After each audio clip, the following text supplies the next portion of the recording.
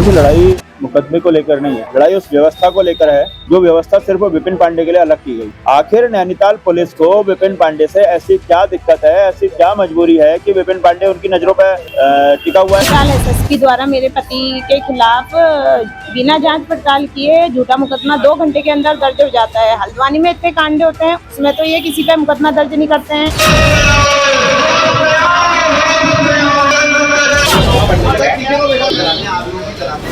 नमस्कार, मैं दीपक अधिकारी, आप देख रहे हैं सुरागी लाल न्यूज। इस टाइम अगर हल्द्वानी कोतवाली के बाहर थे, जहाँ पे पीड़ित द्वारा अपने बच्चों को लेकर कोतवाली के बाहर बैठ के प्रदर्शन किया जा रहा है।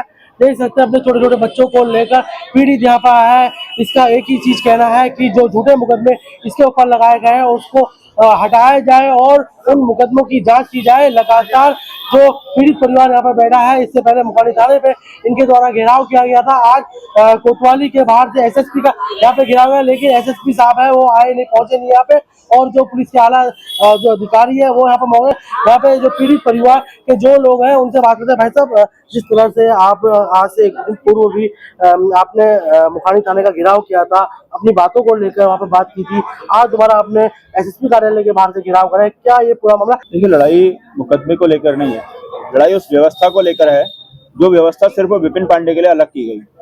बाकी लोग अगर तहरीर देते हैं तो तहरीर रिसीविंग तक नहीं मिलती, 2-2 3-3 दिन तक घूमते रहते हैं। बाकी लोग अगर तहरीर देते हैं तो 15-15 दिन, 1-1 महीने, 2-2 महीने तक जांचें होती हैं। आखिर विपिन पांडे से पुलिस प्रशासन को इतनी दिक्कत क्या है कि एक तहरीर आई 11 बजे और 1 बजे दर्ज हो गई, और उस तहरीर के साथ एक अलग सी बात आई थी।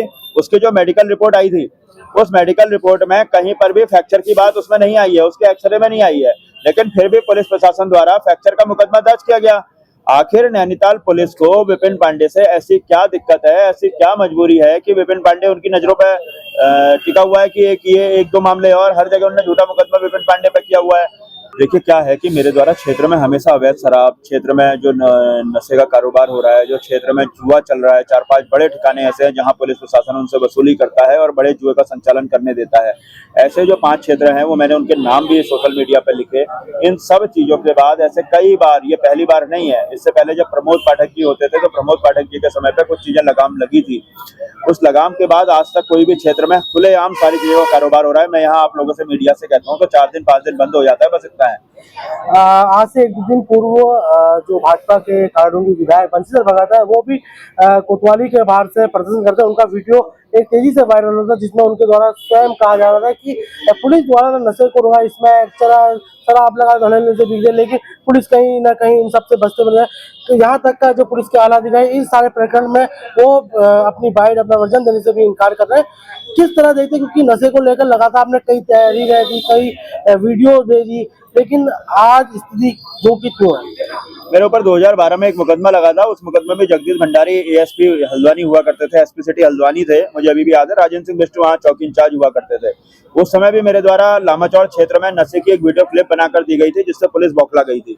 तो वैसे स्थिति आज भी मैं देख रहा हूँ कि जैसा पुलिस मेरे साथ द्वेष रख रही है, और मेरे और बंशीधर भगत जी में धरती आसमान का अंतर है। बंशीधर भगत एक 35 साल से विधायक हैं, पूर्व मंत्री रह चुके हैं, उत्तर प्रदेश से लेकर मंत्री रह चुके हैं, प्रदेश अध्यक्ष रह चुके हैं।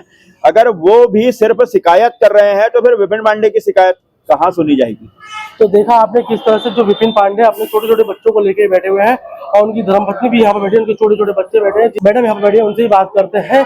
आखिरकार ऐसी क्या अनोमत आई कि अपने छोटे छोटे बच्चों को लेकर वो कोतवाली में बैठना पड़ा? मैडम, क्या ऐसा हुआ कि आज अपने आप छोटे छोटे बच्चों को लेकर कोतवाली में बैठे? नैनीताल एसएसपी द्वारा मेरे पति के खिलाफ बिना जांच पड़ताल किए झूठा मुकदमा 2 घंटे के अंदर दर्ज हो जाता है। हल्द्वानी में इतने कांड होते हैं, उसमें तो ये किसी पे मुकदमा दर्ज नहीं करते हैं।